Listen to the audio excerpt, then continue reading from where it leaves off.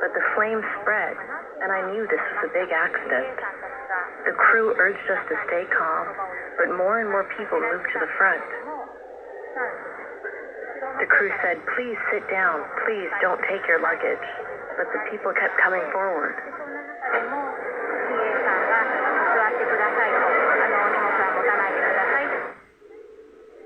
Some passengers had the wherewithal to keep on filming.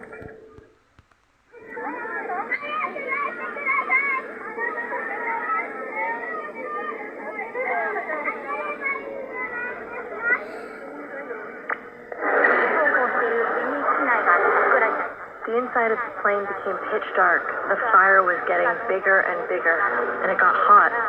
To be honest, I thought this was the end for me.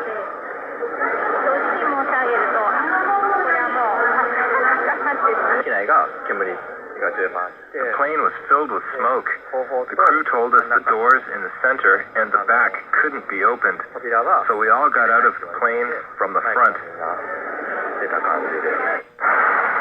The passengers evacuated from the 3 emergency exits.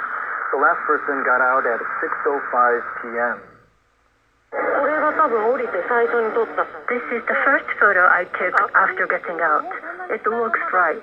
The plane was still intact, but when I got on a bus, the fuselage had collapsed.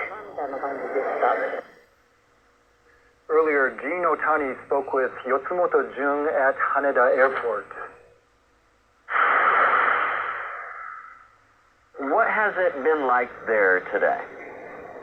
Jin, ever since I arrived this morning, things have been pretty busy here in Terminal 2. All day, people have been standing in lines like this one. It's for ANA passengers trying to reschedule their flights. It's been 24 hours since the crash, and there's still a lot of people stranded here. Some of them look exhausted. I've seen many people sleeping on chairs or couches. Some of them still have the blankets airport staff gave them last night. The flight information boards show just how many flights have been canceled, diverted, or delayed. Suffice to say, this is not a normal day here. Lots of foreign flights landed, Haneda. Have you heard anything from those passengers? Yes, we spoke to several people who are flying through the airport today. Many of them had just come off long flights, and some said they saw the news while traveling here to Japan. Here's what they told us.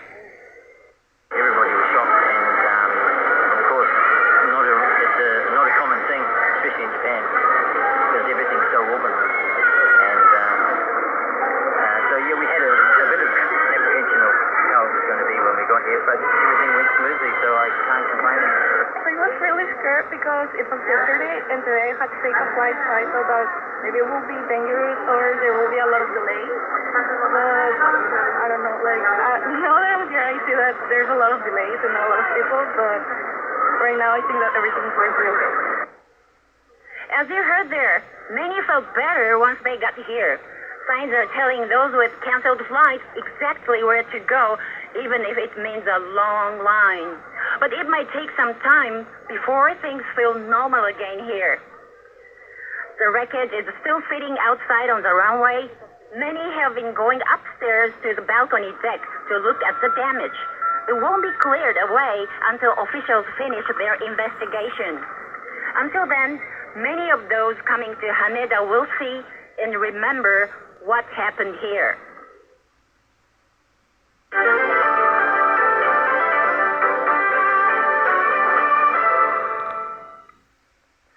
A clearer picture of the devastation is emerging after an earthquake struck central Japan on Monday.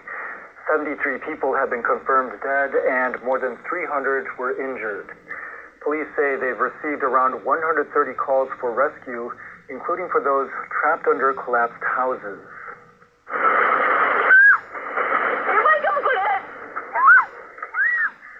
The powerful quake shook Wajima City in Ishikawa Prefecture on New Year's Day. Many families were celebrating at home when it hit. Rescuers are scrambling to search for survivors trapped under the rubble. The the efforts have been disrupted by more tremors.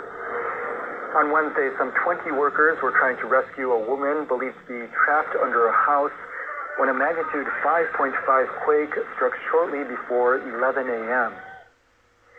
Monday's quake also triggered tsunami warnings along the Japanese coast. The waves caused some damage to residential areas in Suzu City, where homes and roads were engulfed in around 30 seconds. In Ishikawa Prefecture, many households are without water or electricity, and more than 30,000 people are in evacuation shelters.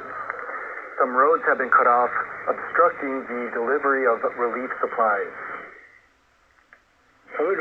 We don't have food, so I bought biscuits and sweet buns from home.